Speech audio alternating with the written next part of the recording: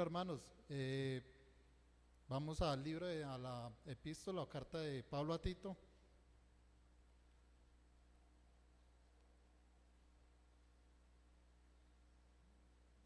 Y ya los hermanos, ¿cierto? Nos han enseñado, César, hace 20 días nos enseñó del versículo 11, el hermano Kevin nos enseñó hace una semana el versículo 12, y pues en el orden cronológico me toca a mí el versículo 13.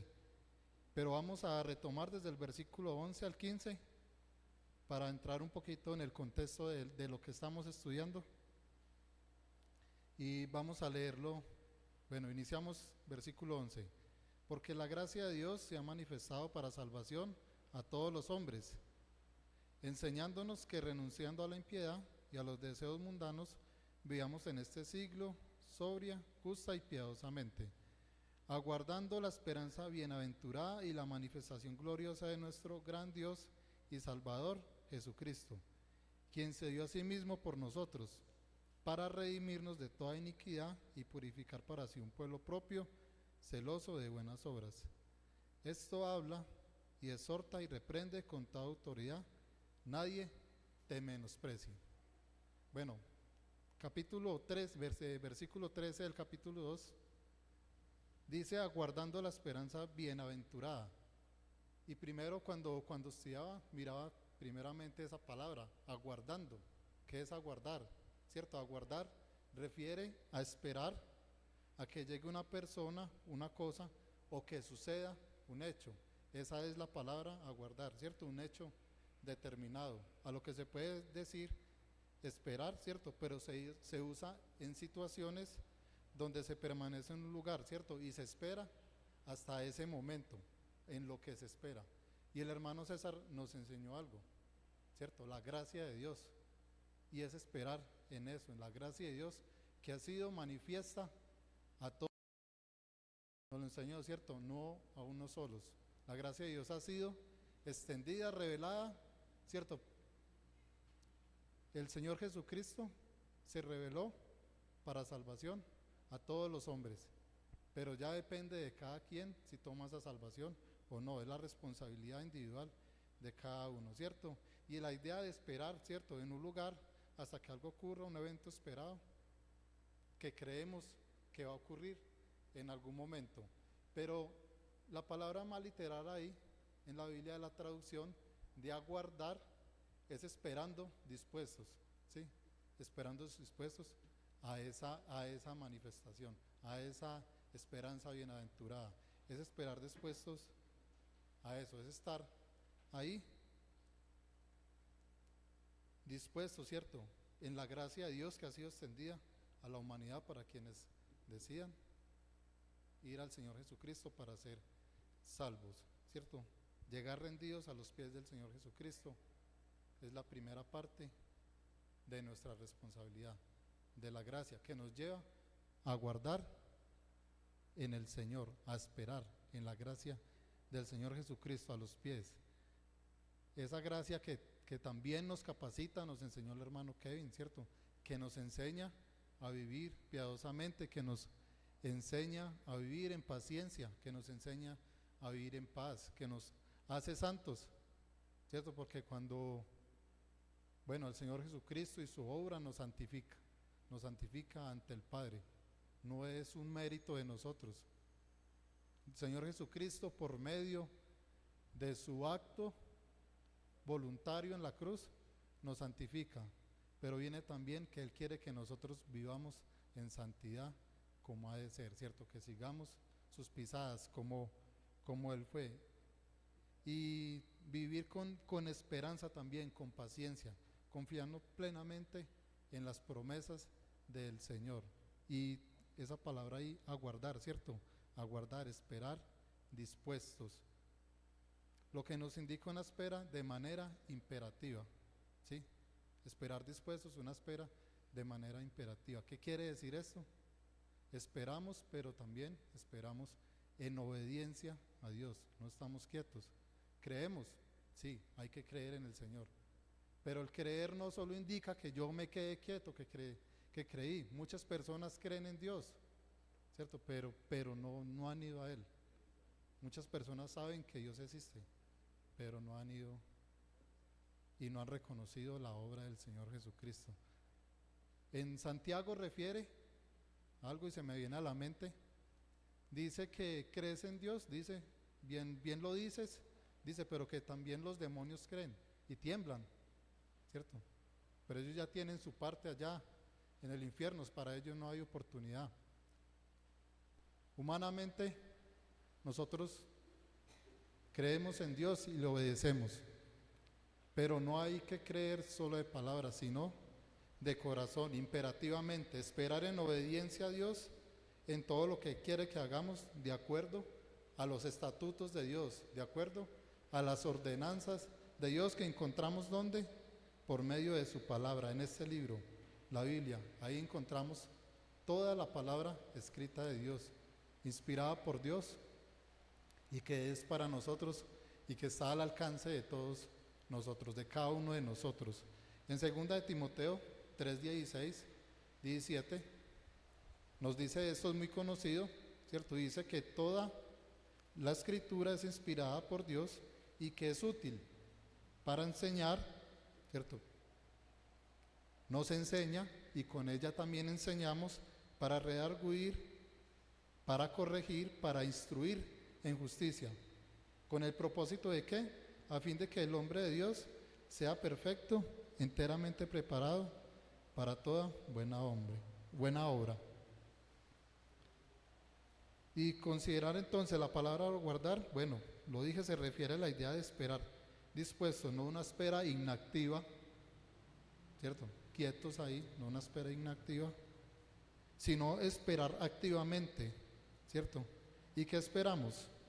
Nos lo sigue indicando el pasaje que estamos mirando, el versículo 13, ¿cierto? Aguardamos la esperanza bienaventurada, la esperanza que tiene el creyente en Cristo Jesús, que aguarda en esa gracia que ha sido manifestada a todos los hombres.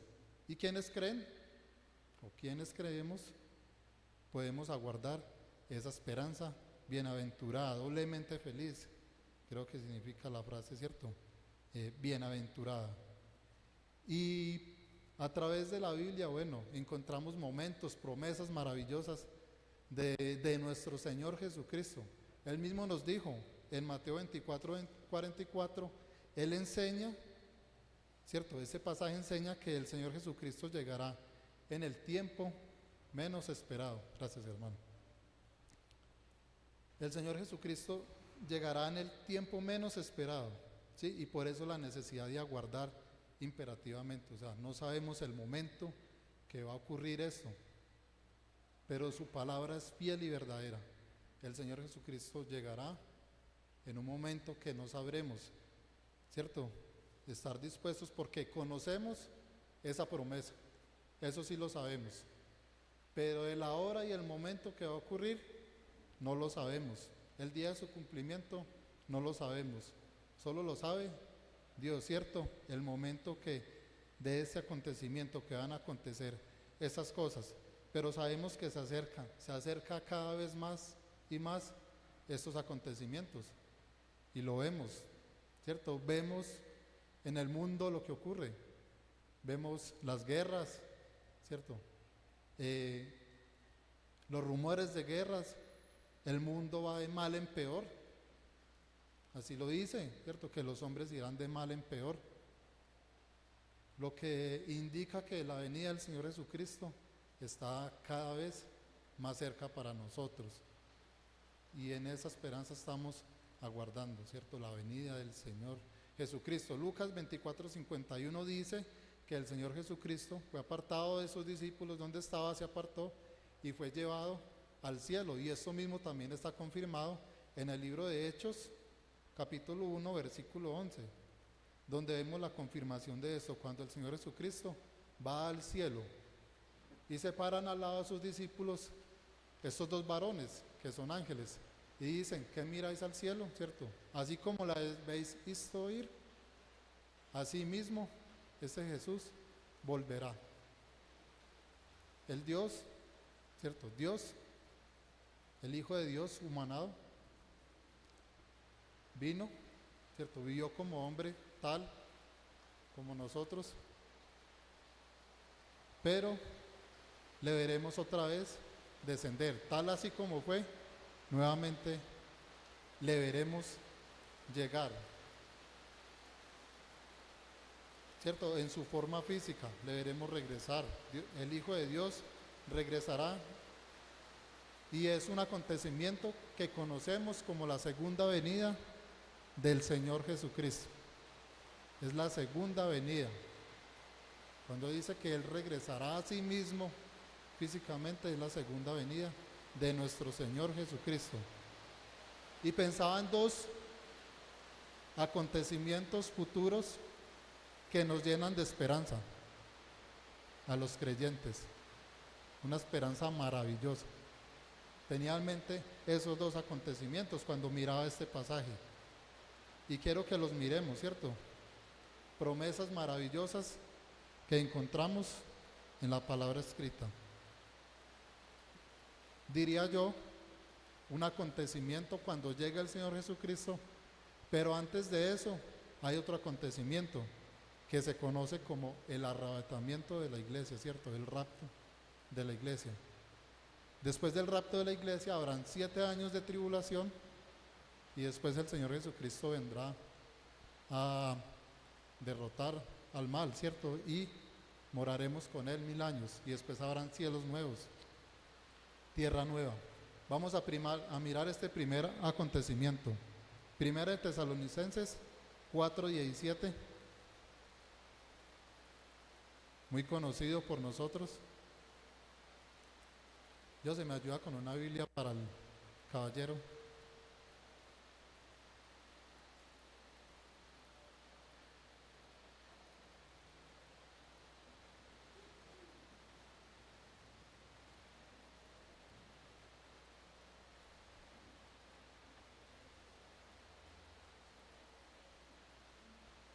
Bueno, miremoslo desde el 13. Primera de Tesalonicenses, miremoslo desde el 13. Y en este acontecimiento lo veo la ocurrencia de dos eventos en este mismo acontecimiento. Dice, tampoco queremos, hermanos, que ignoréis acerca de los que duermen, para que no os entristezcáis como los otros que no tienen esperanza. Tenemos una esperanza, él lo está diciendo. ¿Quiénes no tienen la esperanza? Los que han partido sin Cristo. Hablan de las personas que físicamente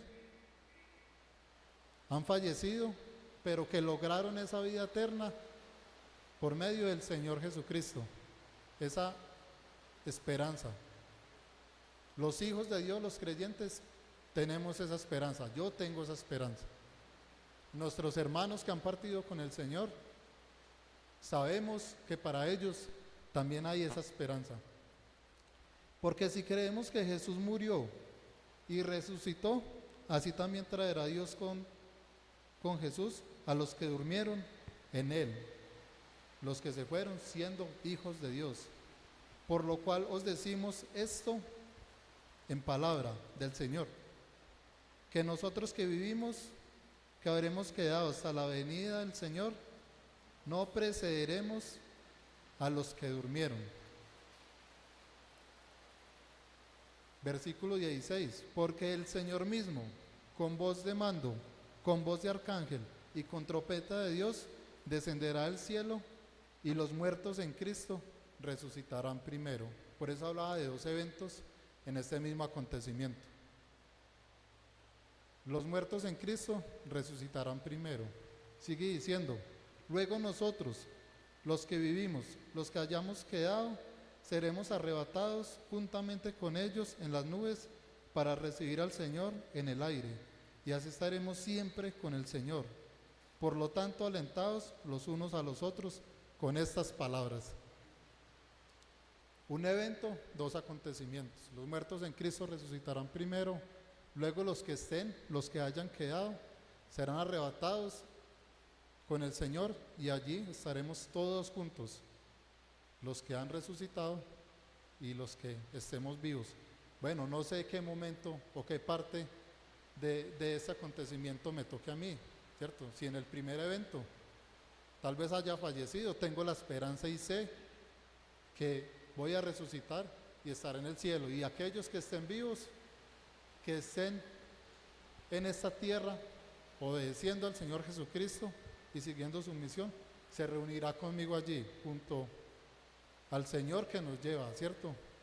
O puede ser que el Señor venga en unas horas, no lo sé, o días, meses, semanas o años y esté vivo físicamente, pues estaré en el segundo evento de este gran acontecimiento.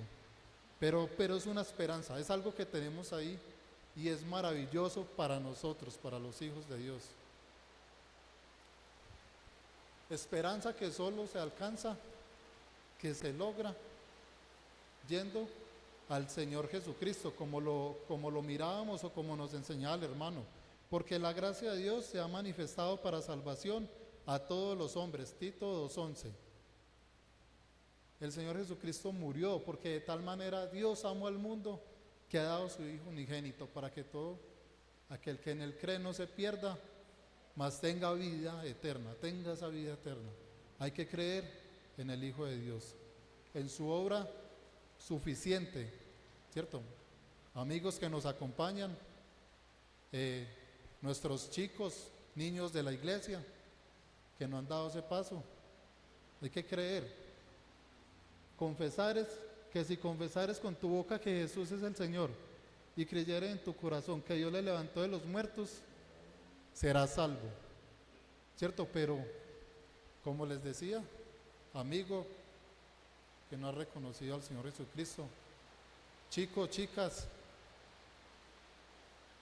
hay que creer en el Señor y vivir esa vida imperativa, en obediencia a Dios, siguiendo sus estatutos, siguiendo, digámoslo así, sus reglamentos, su palabra, ¿cierto? La palabra de verdad. Y ese es el llamado que nos hace Dios siempre, en todo momento. Ese es el llamado maravilloso.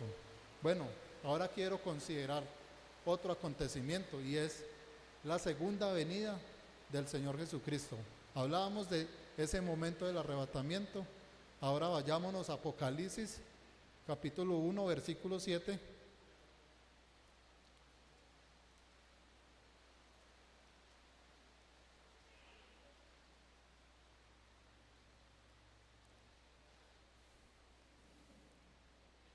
Y dice, Apocalipsis 1:7, he aquí que viene con las nubes, y todo ojo le verá, y los que le traspasaron, y todos los linajes de la tierra harán lamentación por él. Sí, amén. Bueno, aún para aquellas personas que no se arrepientan en el momento del arrebatamiento, sigue habiendo una oportunidad. Pero va a ocurrir un terrible momento que se llama la gran tribulación. La tribulación y la gran tribulación. 7 años de tribulación que nos relata el Apocalipsis. Y la esperanza de creer en Cristo como hijos de Dios es que vamos a ser librados de eso. Sin embargo, si mueres sin tener al Señor Jesucristo, no hay más opción. Y qué terrible estar en ese momento. Dice que los que le traspasaron y todos los linajes de la tierra harán lamentación por él. Es mejor estar en el lugar de la salvación que nos da nuestro Señor, ¿cierto? Nuestro Dios. Y es la esperanza bienaventurada, la esperanza feliz. Bueno, este acontecimiento, este versículo, aunque lo vemos aquí en Apocalipsis 1:7, al principio del Apocalipsis, realmente cronológicamente se da antes o preside los acontecimientos después del capítulo 19 de Apocalipsis, sino que aquí se muestra, ¿cierto?, en sí la esencia del libro del Apocalipsis, la venida del Señor Jesucristo. Y encontramos después de su venida, encontramos lo que se conoce como la batalla del Armagedón, capítulo 19 de Apocalipsis, para quien quiera leerlo, donde el Señor Jesucristo viene con su poder, su gloria, va a derrotar al mal, ¿cierto? A Satanás. Luego Satanás va a ser encerrado, dice que la bestia va a ser encerrado, el anticristo, por 1000 años. Y el Señor Jesucristo en esta misma tierra reinará junto con nosotros 1000 años. Y después de acontecer estos 1000 años, nuevamente Satanás será librado, saldrá a engañar, dice el Apocalipsis, y se enfrentará a él, pero él vencerá. Y ahí viene otro hecho terrible, que se conoce como el juicio del gran trono blanco, donde todos los que no han creído serán echados al lago del fuego. Dice que el que no se halló inscrito en el libro de la vida es echado en el lago del fuego, y allí es un lugar terrible. La Biblia lo describe como un lugar terrible de condenación. O sea que la esperanza como está en la gracia que ha sido manifestada, que la gracia está en el Señor Jesucristo, ¿sí? Su obra redentora en la cruz. Para quienes no creen, no han creído en el tiempo, no creen y no creerán, no son partícipes de esa esperanza bienaventurada que nos narra aquí en la Biblia. Pero realmente siguen habiendo buenas noticias de esperanza para los que creemos. Vienen más acontecimientos. Leamos Apocalipsis 21, versículo 1 al 7.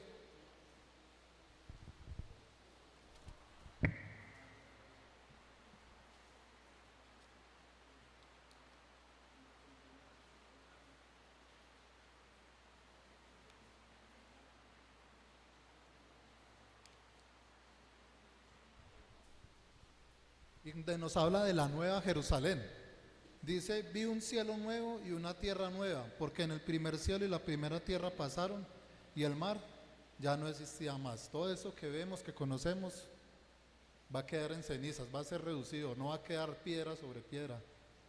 Y yo, Juan, el testimonio de Juan el apóstol, vi la santa ciudad, la nueva Jerusalén, descender del cielo de Dios, dispuesta como una esposa ataviada para su marido.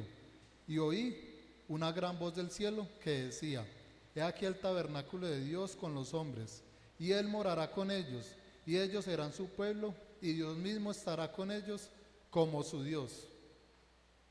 Morar con Dios, estar con Él, verle.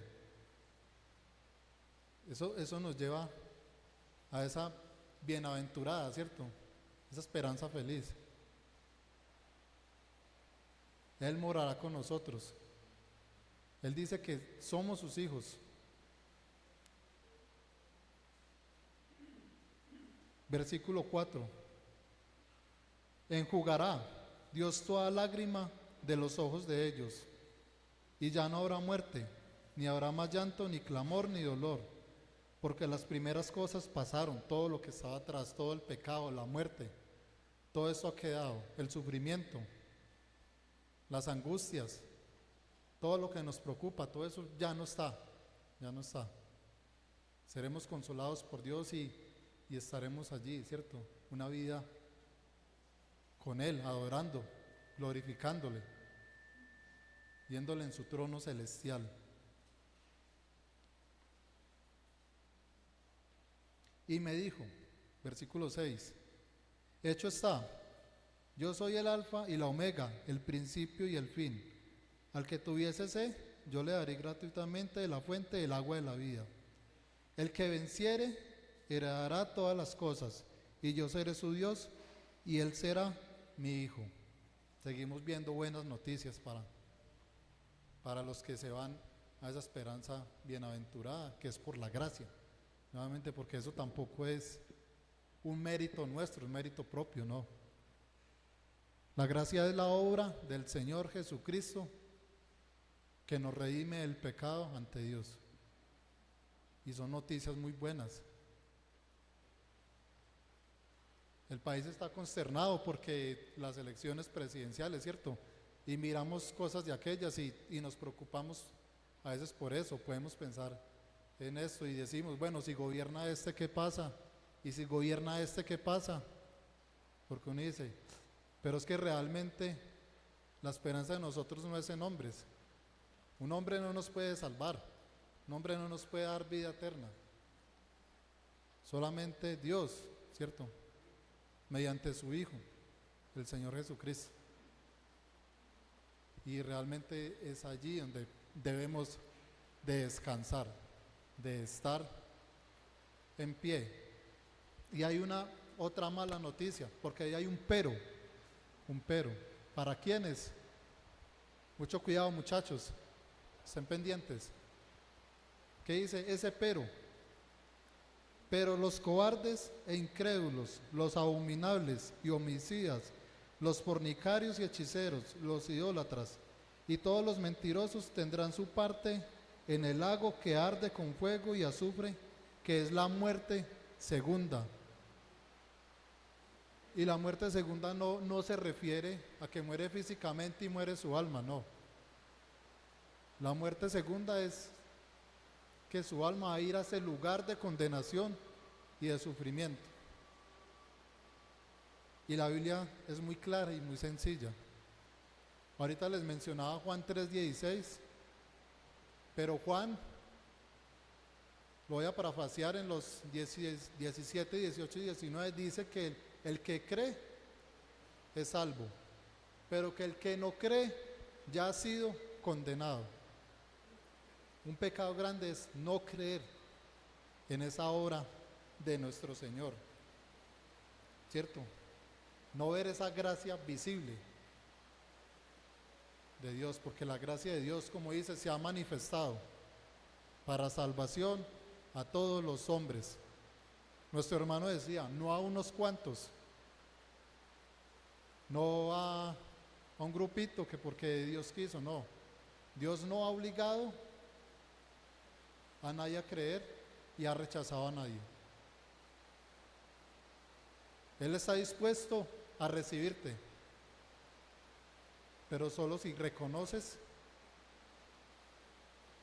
que el Señor Jesucristo es el único y suficiente Salvador.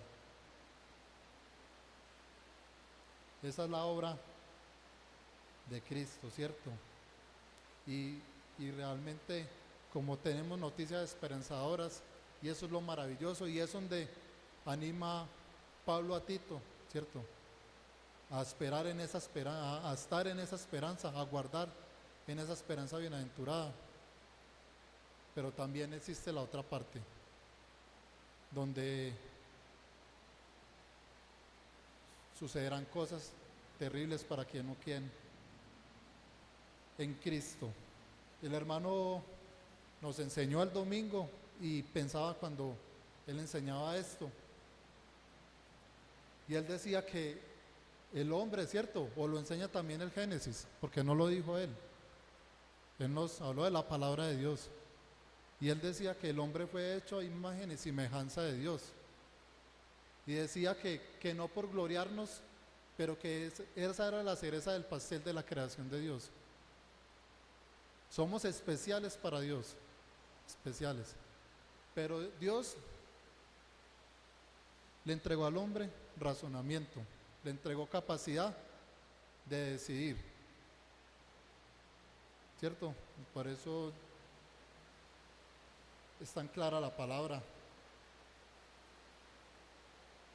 Y Dios le dice al hombre en el huerto que de todo árbol podía comer, pero que el árbol de la ciencia, del bien y el mal, no podía comer. Pero no lo limitó.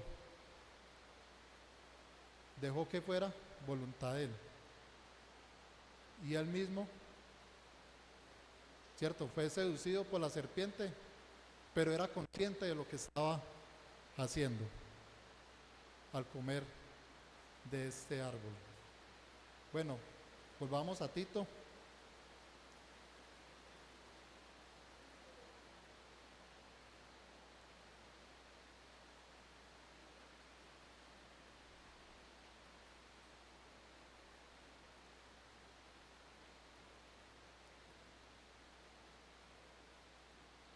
Y el versículo continúa diciendo, bueno, aguardando la esperanza, ¿cierto? Aguardar, esperar en Él de manera imperativa.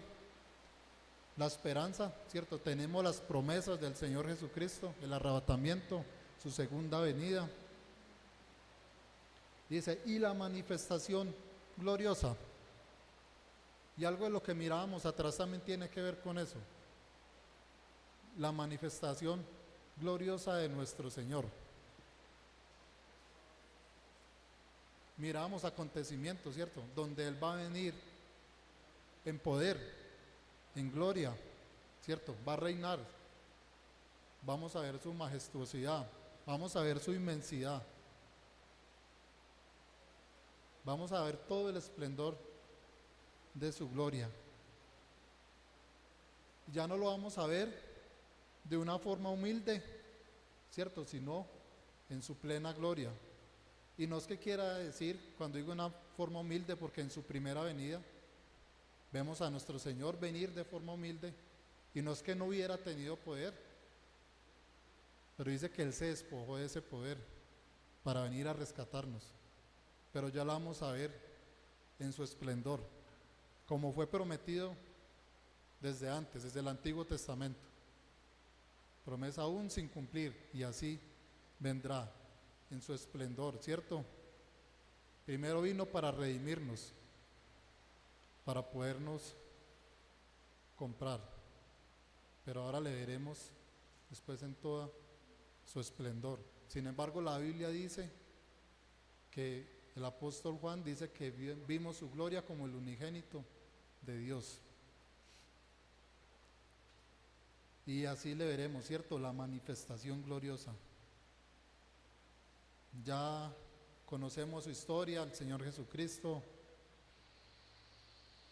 que nació en Belén, que no hubo lugar en su nacimiento para acostarle y fue puesto en un pesebre. Sin embargo, allí fue adorado. Que fue perseguido desde su corta edad, fue llevado a Egipto. Que se creció en Nazaret, en una, ¿cómo se llama? Nazaret, bueno, sí, una provincia, un pequeño poblado de Galilea que no tenía muy buena reputación. Personas humildes, pobres, pero ya no le veremos así, sino siendo lo que es el Dios soberano, el Rey de gloria, el Señor de señores. Y en la última parte de este versículo pensaba en algo también, dice de nuestro. Primero, Él es nuestro Dios, mi Dios, ¿cierto? Personal. Lo hacemos nuestro Dios, nuestro Rey, nuestro. Es personal. Somos una iglesia, redimidos, ¿cierto? El cuerpo de Cristo. Pero Él es mi Dios, nuestro Dios, pero es mi Dios. Hay que sentirlo personal. Y aquí Pablo sigue diciendo, y no aparta, dice nuestro gran Dios y Salvador Jesucristo. Y muchos podrían interpretar esto o dividirlo, pero no, está haciendo referencia a la deidad del Señor Jesucristo como Dios. Dice nuestro gran Dios y Salvador Jesucristo. El Señor Jesucristo es Dios, ¿cierto? Le conocemos y sabemos que es Dios y es su manifestación. Él es Dios, nuestro gran Dios y Salvador Jesucristo.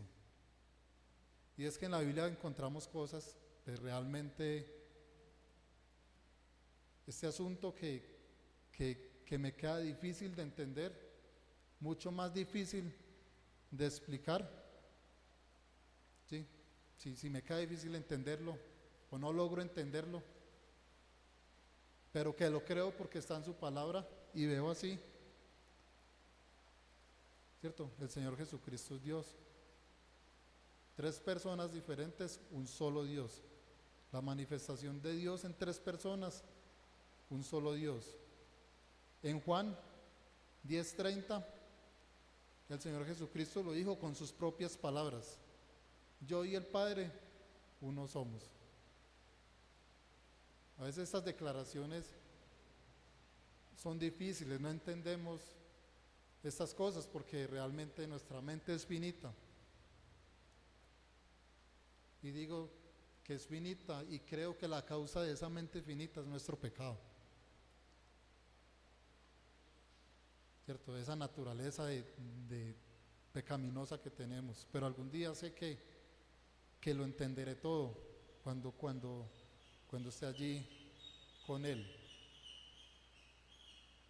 Pero sí quería dejar claro que ese punto también aclara la deidad del Señor Jesucristo como Dios, nuestro gran Dios y Salvador Jesucristo. El Padre, uno es el Padre, uno es el Hijo, uno es el Espíritu Santo, pero uno es un Dios verdadero. En Mateo 3:13 al 17, para quienes toman apuntes, no lo vamos a leer, se encuentra esta manifestación, o vemos este acontecimiento que conocemos, donde es el bautismo del Señor Jesucristo. Ahí nos enseña que el Hijo, el Señor Jesucristo, es bautizado, viene el Espíritu de Dios, se abren los cielos, viene en forma de paloma y se oye una voz desde el cielo que dice: este es mi Hijo amado en quien tengo complacencia. Ahí vemos la Trinidad de Dios, ¿cierto? Difícil de entender, como lo digo, pero realmente ahí estoy porque lo dice su palabra. Lo dice su palabra y algún día lo entenderé. El Señor Jesucristo, ¿cierto? Es el mismo Dios. Y es quien se manifestó. Por su gracia nos salva. En quien tenemos esa esperanza. Es nuestro gran Dios y nuestro gran Salvador. Bueno, voy a tratar de tocar solamente un punto del siguiente versículo. Dice: quien se dio a sí mismo por nosotros para redimirnos de toda iniquidad y purificar para sí un pueblo propio, celoso de buenas obras. Bueno, estaba mencionando la deidad del Señor Jesucristo. En Juan 1:1 y 2 vemos esa deidad. Y el Señor Jesucristo estando en gloria, estando allí con el Padre, pero siendo Dios. En Juan 1:1, si quieres lo buscamos, lo miramos, lo leemos. Muy conocido también.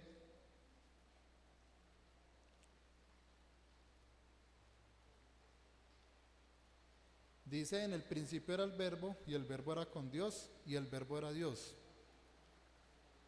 La palabra verbo haciendo, ¿cierto?, referencia a nuestro Señor Jesucristo, la palabra. Ese era en el principio con Dios. Todas las cosas por Él fueron hechas, y sin Él nada de lo que ha sido hecho fue hecho. Y en el versículo 14 de este mismo capítulo dice: y aquel Verbo fue hecho carne y habitó entre nosotros, y vimos su gloria como la del unigénito del Padre, lleno de gracia y de verdad. Y vemos a ese mismo Dios creador que hizo todas las cosas, despojándose de todo, humanándose, viniendo a vivir como nosotros, y como lo dije antes, ¿cierto? Viviendo una vida humilde pero en santidad, porque Él es ejemplo para nosotros. Como pastor Él también vino y nos dio ejemplo. Y esa es una gran verdad de gracia, de misericordia. El creador de todas las cosas, estando en el cielo con esplendor de su poder, decide dejar todo esto y venir a redimirnos de forma voluntaria para que podamos ser salvos mediante su sacrificio hecho en una cruz. Efesios 5:2.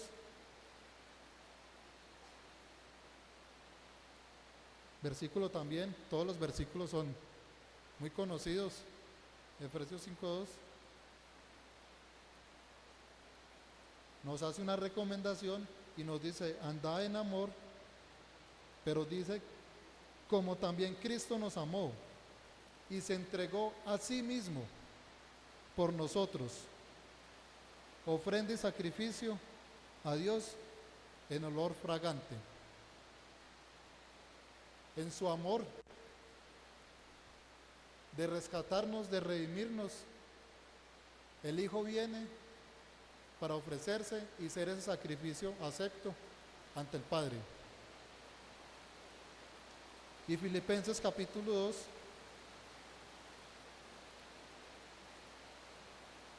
versículos 6 al 8,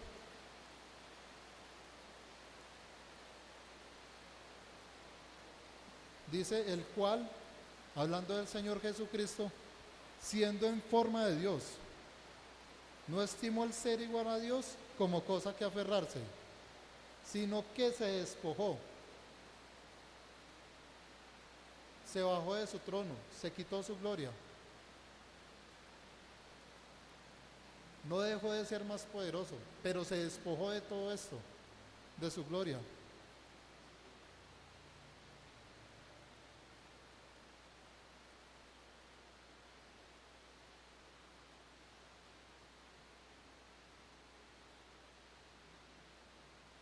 Dice que se despojó a sí mismo, un hecho voluntario, tomando forma de siervo.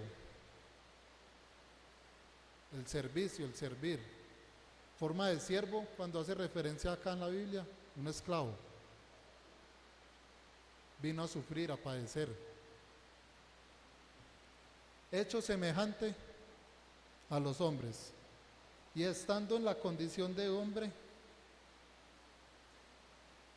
se humilló a sí mismo, haciéndose obediente hasta la muerte y muerte de cruz.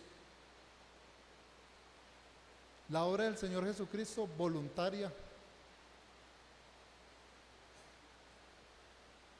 en el momento indicado, planeado desde la eternidad, donde viene a manifestar lo que dice el capítulo 2, versículo 11 de Tito: porque la gracia de Dios se ha manifestado para salvación a todos los hombres. Gracia que trae esperanza, gracia que nos enseña a esperar, como nos enseñó el hermano, porque su palabra nos enseña, que nos muestra a ver esa obra, esos eventos futuros, que los vemos por fe a través de su palabra, pero que tenemos esa manifestación, ¿cierto? Y vemos, ya no vemos a nuestro Señor Jesucristo allí como aquel hombre que entregó su vida, sino que hoy ya lo vemos glorificado a través de su palabra, allí estando a la diestra del Padre, intercediendo por nosotros. Y esa es la gracia de nuestro Señor. Así que, chicos, amigos, la gracia está al alcance de todos, pero hay que creer, hay que creer. Y si tienes dudas o algo, si tienen dudas, pues hay que preguntar, ¿cierto? A nuestros hermanos con más experiencia. Bien, hermanos, termino aquí. Dejo, como se diría, zapoteado el versículo 14. No me da el tiempo, pero muchas gracias por la atención. Padre Dios, soberano y eterno, te damos gracias por tu palabra. Padre, bendícenos, ayúdanos a confiar en ti siempre. Por naturaleza somos débiles, pero tenemos el Espíritu que nos hace fuertes. Así, Dios, queremos rogarte que siempre nos instruyas, nos lleves y que siempre actuemos con bien. Gracias por la obra del Señor Jesucristo. Gracias por su sacrificio voluntario y gracias porque por Él soy salvo. Padre, ruego por mis hermanos que salen a sus casas, nuestros amigos, visitantes, todos ellos, que les cuides, que les guardes, que les cuides esta semana. Padre, que nos ayudes a andar confiado en ti y, Padre, a crecer más para ti, para, alcanzar lo que tú quieres para nosotros. Bendícenos siempre, guárdanos. Te rogamos esto en el nombre del Señor Jesucristo. Amén.